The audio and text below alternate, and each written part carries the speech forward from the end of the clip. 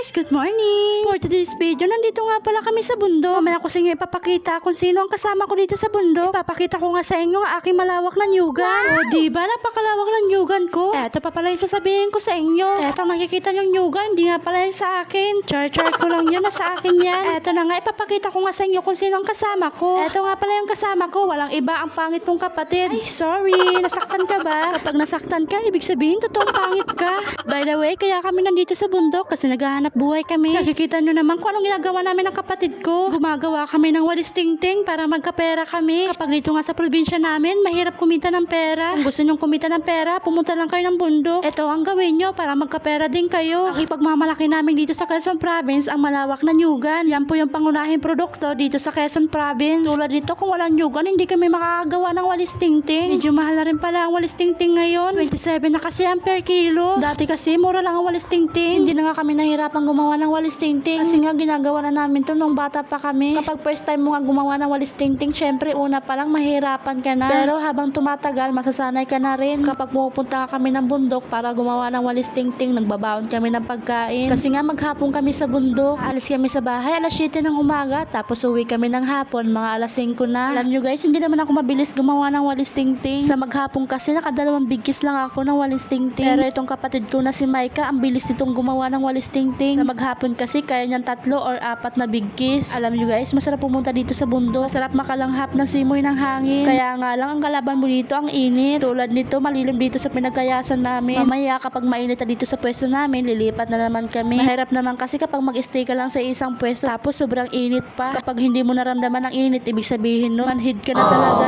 Gusto nga sana namin ng kapatid ko mag-jacket kami, kaya nga lang sobrang init. Dapat nga 3 kami dito sa bundok, kaya nga lang yung isa kong kapatid hindi nakasama. Pero baka next time makakasama ulit siya pagpunta namin dito sa bundok. Nung una namin punta dito, meron pala akong vlog. Nakasama ko si Kulot. Mapapanood nyo po yun sa YouTube channel ko. Alam nyo guys, mas mabilis lang gumawa ng walis tingting yung isa kong kapatid. Sa mga nagsasabi sa amin na mayaman na kami. Sana kung mayaman kami, wala kami dito sa bundok para gumawa ng walis tingting. Ang mayaman, nasa bahay lang, nakahiga-higa, nakahilata sa maraming pera. Ito bagang mayaman na sa bundok na gumagawa ng walis tingting. Huwag kayong mag-alala, yayaman kami pag puti na ng uwak.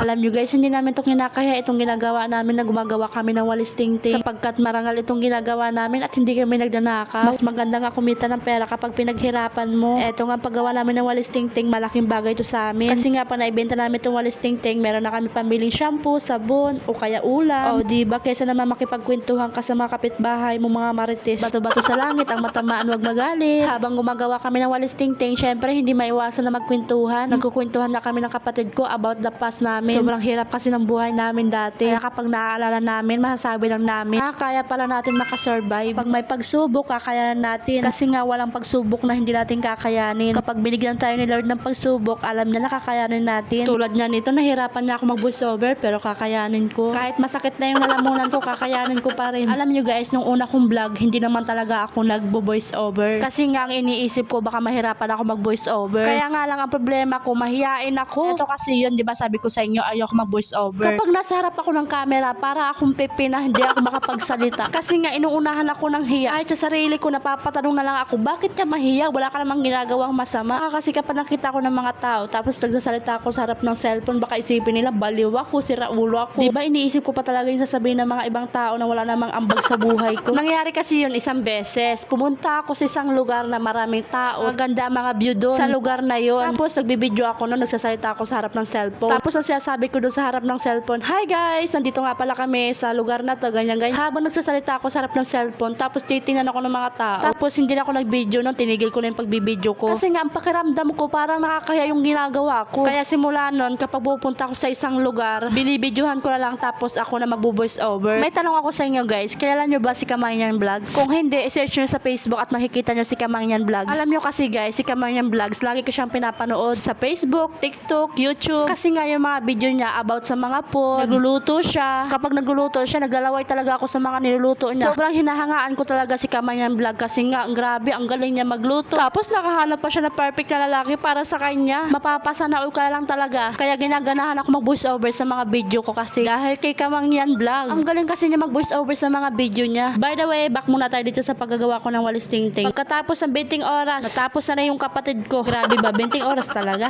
Nauna na nga itong kapatid ko matapos sa paggawa ng walis tingting. Kasi nga, mas mabilis nga itong kapatid ko kaysa sa akin. Tinatali lang nga ng kapatid ko yung walis tingting niya. Umalis na nga itong kapatid ko at tinuluyan niya akong iniwan talaga. Bakit? Bakit mo ako iniwan? Umiihi lang yung kapatid mo, hindi ka iniwan. Baka gusto mo pa sumama ka habang umiihi yung kapatid mo. Meron nga pala kami speaker dito kapag boring na kami sa buhay namin, magpatugtog na lang kami ng Broken. By the way, dito ko na lang tatapusin ang aking video. See you next vlog. Bye-bye!